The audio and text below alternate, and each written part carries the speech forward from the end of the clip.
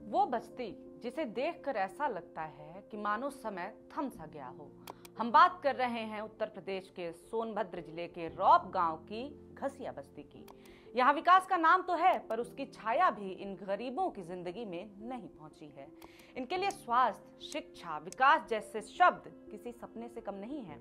यहाँ जीने का मतलब भूख से लड़ना और गरीबी की चादर में सिमट करके सांसें लेना है। ये बस्ती कर्मा नृत्य के अपने अनोखे हुनर के लिए भी जानी जाती है, लेकिन इनके पास सब कुछ होते हुए भी कुछ भी नहीं है। एक चारपाई, पुराने फटे हुए बिस्तर और मटमैली दीवारों से ढकी झोपड़ियों में ये अपना जीवन बिताते हैं। इनके पास बस एक ही चीज है, अपनी मेहनत, जो इन्हें दिन रात जिंदा रखती है। घसिया बस्ती में एक चबूतरा है जिसे यहाँ भूख से मरने वाले बच्चों की याद में बनाया गया है। ये लोग इसे शहीद स्मारक कहते हैं। इस स्मारक पर भूख से बिलबिलाते उन बच्चों के नाम लिखे हैं जिन्होंने 2 वक्त की रोटी ना मिलने के कारण चकवड़ का जहरीला पौधा खा लिया और इस दुनिया से रुखसत कर गए। ये सब देख करके आपको लग रहा होगा कि उत्तर प्रदेश की योगी सरकार को इनके विकास के लिए कुछ करना चाहिए, लेकिन सरकार ने इनके लिए क्या किया है, चलिए हम आपको बताते हैं। 12 जून 2024 सरकार ने एक नोटिस जारी किया है। इसमें कहा गया है कि रौप घसिया बस्ती के निवासी इस जगह पर, इस जमीन पर अवैध कब्जा किए हुए हैं। अगर इस जमीन को खाली नहीं किया गया तो निवासियों के खिलाफ कानूनी कार्रवाई की जाएगी। इस नोटिस के बाद से ही आदिवासियों को ये बस्ती खाली करने के लिए प्रताड़ित किया जा रहा है, जिसकी वजह से ये अपनी जड़ों से कटने के लिए मजबूर हो गए हैं। मगर उनकी नजरें इस समय कई सारे सवालों से भरी हुई हैं। अगर वे अपनी जड़ों से उखाड़ दिए गए तो कहां जाएंगे? जिस जमीन पर वो पिछले 35-36 साल से रह रहे हैं, उस जमीन को कैसे बचाएंगे?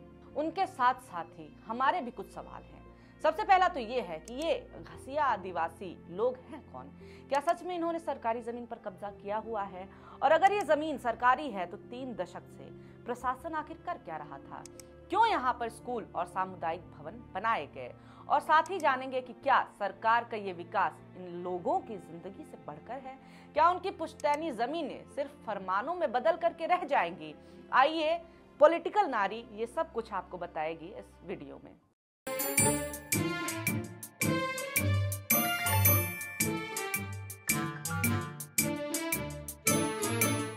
नमस्कार, मेरा नाम है निवेदिता शांडिल्य और आप देख रहे हैं पॉलिटिक्स। आदिवासी घसिया समुदाय राजाओं और सामंतों के घोड़ों के लिए घास लाने का काम करता था, जिसके कारण इनका नाम घसिया समुदाय पड़ गया। करीब 3 दशक पहले इन लोगों ने जंगलों से विस्थापित होकर इस बस्ती में शरण ली थी। ये लोग चिरुई मरकुड़ी से यहाँ आए थे। जब ये लोग यहाँ आए थे तब यह इलाका घने जंगलों से ढका हुआ था। उनके पास रहने को बस घास फूस की झोपड़ियां तो थीं, लेकिन पेट भरने के लिए ना रोटी थी और ना ही किसी रोजगार की गारंटी। इनके हालात में आज भी कोई खास बदलाव नहीं आया है।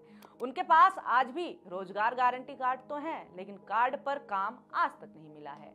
इनकी झोपड़ियां जो प्रधानमंत्री आवास योजना का इंतजार कर रही थीं, वो पक्के मकानों में नहीं बदलेंगी, बल्कि जल्दी ही जमींदोज हो जाएंगी, क्योंकि सरकारी कागजों में घसिया बस्ती को खेल का मैदान बताया गया है। अब ये लोग ना तो जंगलों में लौट सकते हैं और ना ही शहर में रह सकते हैं, क्योंकि प्रशासन का दावा है कि ये लोग 2-3 दशक से जिस जमीन पर काबिज थे वो सरकारी जमीन है, इसलिए इन्हें इस जमीन से बेदखल करने के निर्देश दिए गए हैं। लेकिन सवाल ये उठता है कि जब 3 दशक से ये यहाँ रह रहे थे तो अब जाकर के क्यों बेदखल किया जा रहा है?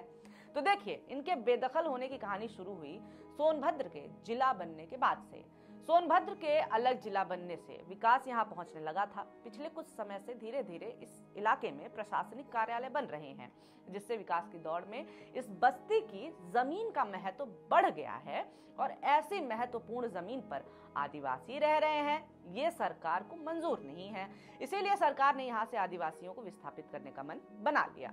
मीडिया रिपोर्ट्स के अनुसार उप जिलाधिकारी कार्यालय से दी गई रिपोर्ट में घसिया बस्ती के संबंध में 4 महत्वपूर्ण बिंदुओं पर जानकारी दी गई थी। पहले बिंदु में स्पष्ट किया गया कि घसिया बस्ती के लोग 1.5 हेक्टेयर भूमि पर बसे हुए हैं, जिसकी लंबाई उत्तर से दक्षिण की दिशा में 150 मीटर, पूर्व में 80 मीटर और पश्चिम में 120 मीटर है। दूसरे बिंदु में यह बताया गया है कि घसिया बस्ती के लोग जिस भूमि पर बसे हैं वो आराजी नंबर 932 पर है, जो खतौनी में खेल मैदान के रूप में दर्ज है। तीसरे बिंदु के अनुसार इस भूमि की सीमाएं इस प्रकार हैं: उत्तर में खेल का मैदान, दक्षिण में चुर्क जाने वाली सड़क, पूरब में संरक्षित वन और पश्चिम में जंगल और कलेक्ट्रेट की भूमि। चौथे बिंदु में यह स्पष्ट किया गया है कि घसिया बस्ती के लोग पिछले 7-8 सालों से इस जमीन पर बसे हुए हैं, जिसे खाली करने के लिए उन्हें नोटिस दिया गया है, जिसमें कहा गया है कि रौप घसिया बस्ती पर अवैध कब्जा किया गया है। अब सवाल ये उठता है कि जिला मुख्यालय के समीप स्थित इस भूमि पर जब इतने वर्षों से घसिया बस्ती बसी हुई थी तो इसकी अनदेखी क्यों की गई? और अगर आज प्रशासन इसे अवैध मान रहा है तो साल 2009 में इस जमीन पर स्कूल और सामुदायिक भवन बनाने की अनुमति क्यों दी गई थी?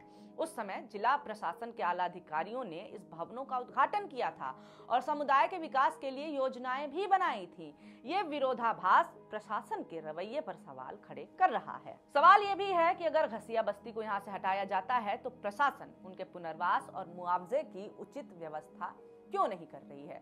देखिए, भूमि अधिग्रहण अधिनियम 2013 के तहत विस्थापित परिवारों के पुनर्वास की जिम्मेदारी सरकार की है।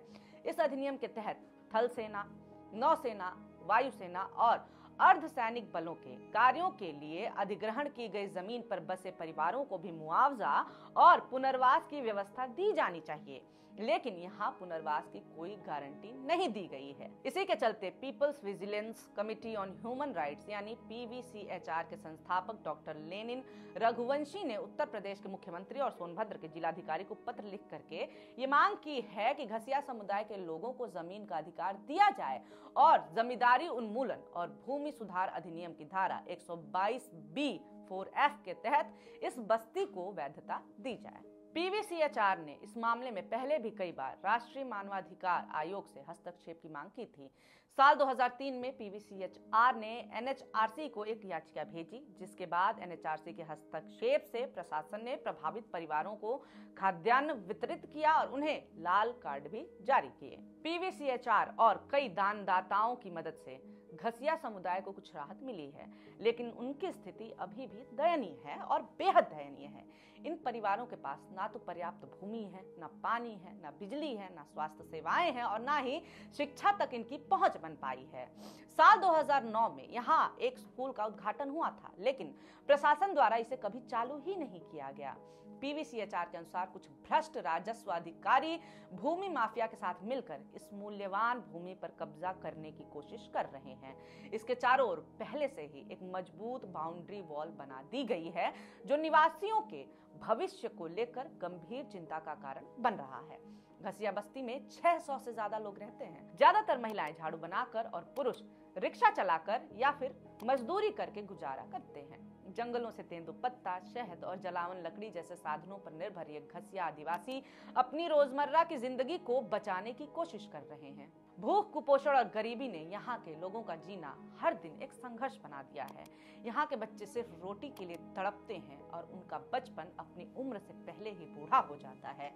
यहाँ के लोगों के लिए विकास बस एक सपना है जो शायद कभी पूरा नहीं होगा। उनके पास अधिकार, शिक्षा, स्वास्थ्य कुछ भी नहीं है। बस है तो उनके दिन रात की मेहनत और एक धुंधला सा सपना कि शायद एक दिन उनकी भी दुनिया बेहतर हो जाएगी। पिछले 2 दशक से घसिया आदिवासियों के अधिकारों के लिए लड़ रही एक्टिविस्ट श्रुति नागवंशी कहती हैं कि यहाँ की महिलाओं और पुरुषों को समान रूप से डर का सामना करना पड़ता है। महिलाओं को अपनी इज्जत की चिंता सताती रहती है तो पुरुष हमेशा इस बात से सहमे रहते हैं कि कहीं उन्हें किसी झूठे मुकदमे में ना फंसा दिया जाए। पुलिस या किसी सरकारी अधिकारी की गाड़ी देखते ही बच्चे और नौजवान इधर उधर छिपने लगते हैं। प्रशासन इन आदिवासियों के साथ दोयम दर्जे का बर्ताव करता है। एक ओर इनके कर्मा नृत्य को भारतीय संस्कृति का प्रतीक बता करके प्रचारित किया जाता है, दूसरी ओर इन्हीं कलाकारों के साथ अपराधियों जैसा व्यवहार किया जाता है। ये कहानी केवल सोनभद्र की घसिया बस्ती की नहीं है, ये उन सभी आदिवासियों की कहानी है जिनकी जिंदगियां ऐसे ही दिखाई ना देने वाले चक्र में फंसी हुई हैं। जिन जंगलों में आदिवासी रहते थे उन्हें मुहिम चला करके खाली कराया गया। जब यही आदिवासी लोग शहरों में आ गए तो अवैध कब्जा बता करके उनसे फिर से जमीन खाली करा ली गई। आखिर आदिवासी जाए तो जाए कहाँ? आज ये लोग अपने बच्चों के भूखे पेट और फटे कपड़ों को देखकर बस अपने अस्तित्व पर सवाल ही कर सकते हैं। आज के वीडियो में फिलहाल इतना ही। ये रिपोर्ट आपको कैसी लगी है ये हमें कमेंट करके जरूर बताएं। रिपोर्ट अच्छी लगी हो तो लाइक जरूर कर दें और ऐसे ही वीडियोस आपके सामने आते रहें। इसके लिए हमारे चैनल मॉलिटिक्स को सब्सक्राइब करना ना भूलें। वीडियो देखने के लिए बहुत शुक्रिया।